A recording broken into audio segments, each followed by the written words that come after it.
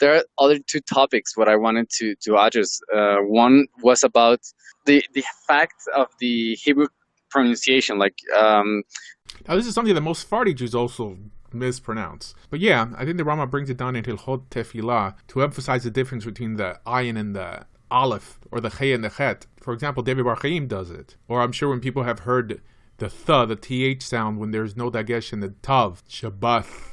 Or when it tells you to elongate the dalid in echad. How do you elongate the dalid? So many people say echad, but it's really echad, or something to that effect. yes. I don't get involved in that. Why? It's not my thing. My best friend is into it, and all these groups, they try so hard to pronounce the guttural sounds, and it's not important to me. I think it's important to speak to people in a language they understand. When I enter these Rambamist groups, they go out of their way to use a 3, to always use a Q for a kuf. You have to speak to people in a manner they understand. And you know what? We're not even sure that Temanit, the Yemenite pronunciation, is the authentic one. All we know is that it's the oldest one that we happen to know. We actually have like well, I don't know if there's anyone who do not agree that the ayin is an ayin, and that the wow is a wow, or stuff like that. Like I have never heard. Oh, right. You don't pronounce even like the ayin, and that's something which I see like very stressed in all the halachic books. Like you need to pronounce correctly, and if you don't, you're b'diavad yotzei the chova with all the. You can pronounce it when you're talking. Like, you mean when you're davening. I mean, if you're leading the davening, if you're the shaliach sibor, yes. But in terms of talking stam, no. Okay, and studying, like you also consider the same, like the same thing with studying. My whole shtick is to encourage Judaism. So I have to speak to people in a way they understand. I've never adopted that. And if you look at the Siddur I have on my website, it has those pronunciations. Because once someone is on that level that they really want to know how to daven properly, fine. They should know how to daven properly. Yeah, but if they go to a local Chabad or Young Israel, I discourage them to go up to the bima and say the wall and really hurt yourself socially, being tivrosh minat tzibor, like, separating yourself from the community. I understand it's important. There's a lot of things that are important. The halacha is that a woman has to cover her neck. But the halacha is that all women have to cover their hair. We're not just married women. That you're telling me that I should send my daughter to the Orthodox school with a mitpachatan? We have to pick our battles. So you're saying, Rabbi, that in order to actually properly daven, I have to pronounce these words like a Yemenite. What do we do? Certain kind prayers, of yes, correct. But first you have to learn how to walk before you can run. It's true. There's a lot of things that we don't do. For example, if you knew that there's no such thing as a proper eruv anywhere in America, it would be a little hard for you to go to synagogue, right? According to halacha, actually, Chabadniks actually keep this correctly. There's no kosher eruv almost anywhere in America unless you live in some compound. This whole notion of the Surat HaPetach, this string from pole to pole, Alpi halacha, is not a kosher eruv. Or all that it's built off of Rashi's understanding of a Reshuta Rabbin, consisting of at least 600,000 people. Things like this are baseless. Now, what am I going to tell someone who's coming to Judaism that they can't push a stroller, they can't carry a baby on Shabbat outside of their house? We have to be able to walk before we can run. There is the ideal, but the ideal is not always right for everyone, at least not now. We have bigger wars to fight. There's a conversion crisis, Jews mistreating potential converts, and I'm going to worry about how people pronounce things. I understand. Yeah. I agree with you. This is the halakha. And I'm wrong, but I'm not willing to change it yet because I'm looking at the bigger picture. But I do get frustrated when I go into these Rambamist sites, into these Maimonidean sites, and they'll write you off if you don't pronounce things exactly like they do when they write. And mind you, these guys could pronounce these things properly, typing it out, but trust me, you have a conversation with them about halakha, they don't know anything. They have posture, but when it comes to actually thinking halachically, here, first of all, one of the biggest group that pushes against me proselytizing is the Rambamist group, the Maimonidean group, because they're crazy about the Noed laws. Now, this has nothing to do with halakha when someone's already interested in conversion. So they break halachot left and right. This is the question I had with David Bar Chaim. I told him, you know what? We agree on almost everything with the exception that I don't encourage people to adopt 7 laws if they already want to convert to Judaism, because that's the halakha. The halakha says that if someone comes to convert, you tell them the opposite. You tell them only Israel has a share in the world to come. and they break it, they break that actual halacha by encouraging them to remain Noahites, because this is what Rabbi David Bar Chaim does. That's contrary to the actual halacha of what you do when a convert comes to convert.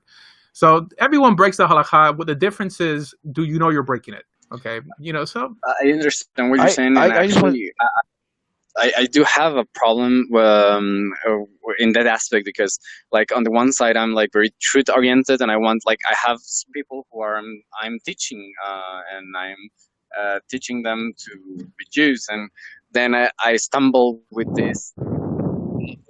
I believe that this is true, this is halacha, and this is the correct thing, and I just cannot make myself go and teach them something which I know it's not right, and but on the other side, I understand. I'm not telling you to do it. I agree with what you're doing. That you're doing the right thing, right? But I understand. But I have a different battle to fight. I have a different audience. Yeah, I put my, but actually, I maybe it's not a different audience because I put the people on a difficult position because we live in one of the communities which is the worst to convert than all countries, and then we come and we are different. Like I have Tehelet in my Talit Gadol. I speak with the pronunciation, and like yes, I have had rabbis yell at me and hate me because of who I am, and I understand what you're saying, and I have this difficult position a lot of time where I don't know what to do with them and to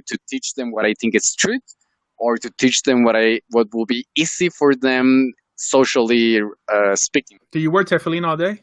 I would love to, but I think it will be very difficult. Yeah, I mean, that's the ideal. Yeah, I would. Do you wear talit at nighttime? Yeah, but not in shul. No, no.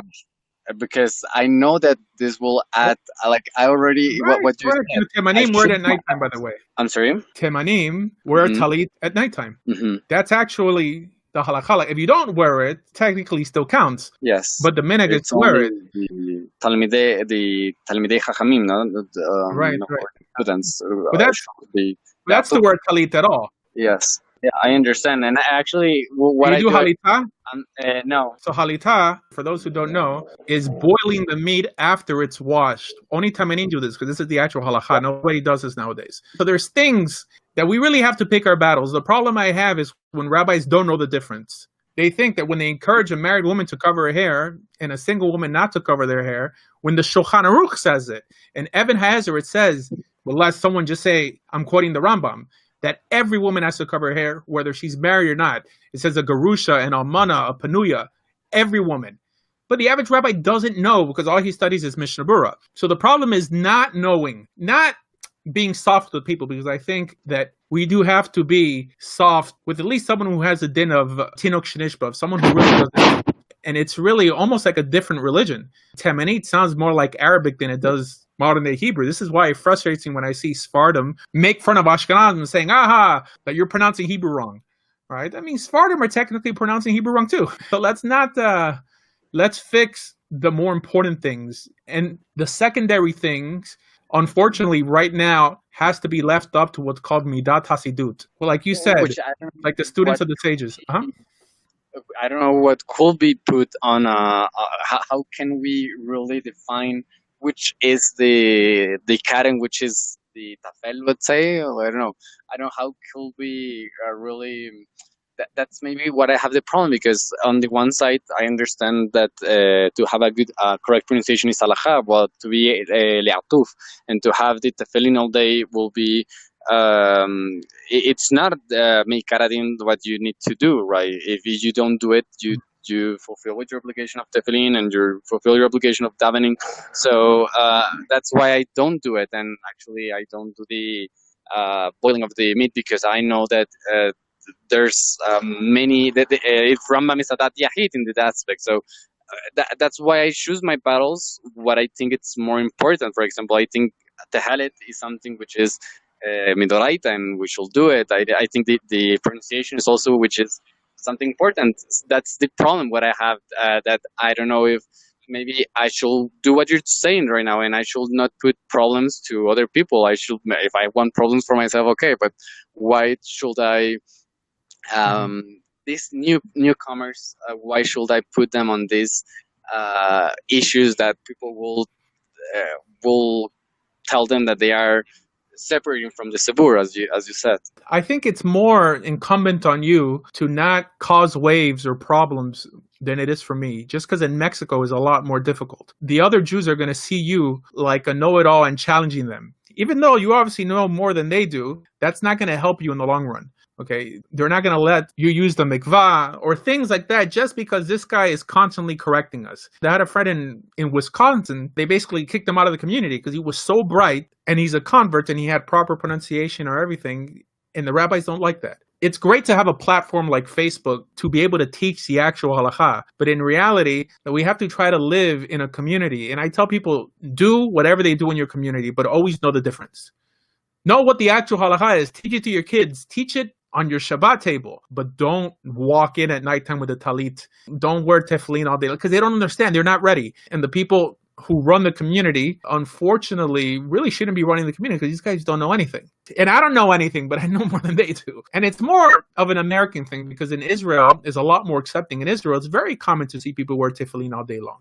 I mean, there's temanim all over the place. There's a lot of people who wear a talit at nighttime. That you could get meat that's been boiled. The problem is being in America where Judaism means something else, right? It's more like a social club here. And people only know Ashkenazi Judaism, Chabad, and if you live in a big community, like you know a little bit about Edot HaMizrach. I don't really know how you do it in South America, or I guess you're technically still in North America, in Mexico, because you really should be trying to build bridges there. I don't know how you're going to do it. I don't really see any hope there, especially because there's so many Syrians in Mexico. But I think that perhaps if you talk to the rabbis alone, you could share your ideas. You could blow their minds away. But in front of people, if you embarrass a rabbi who doesn't already like you to begin with, he's never going to let you use the mikvah. He's never going to let you, you know, like. Yeah, actually, I just experienced both things that you're saying, and one who hates me, and other people who actually with the Khaled, we're starting to spread this with the rabbis, as you said, one-on-one, and there are rabbis who already work the Khaled, and we're working on actually, it's starting to have a little bit of impact. So but most rabbis aren't against the Khaled. I think this is the beginning. Well, they're in the mainstream, like not the most like just follow the leader. Rabbis are against it, and then they just see something new and like, what are you doing? But that's probably that's probably like a Latin American thing because most American rabbis. Most YU rabbis, being that Rav Herschel Schechter is one of the Rosh Hashivas in YU, he's all pro-Techelet. I mean, this is old school, I guess. Like rabbis in Latin America are more like conservative rabbis. Yes. Where they live in this little Spanish-American bubble, and they're not open to nuance like American rabbis are.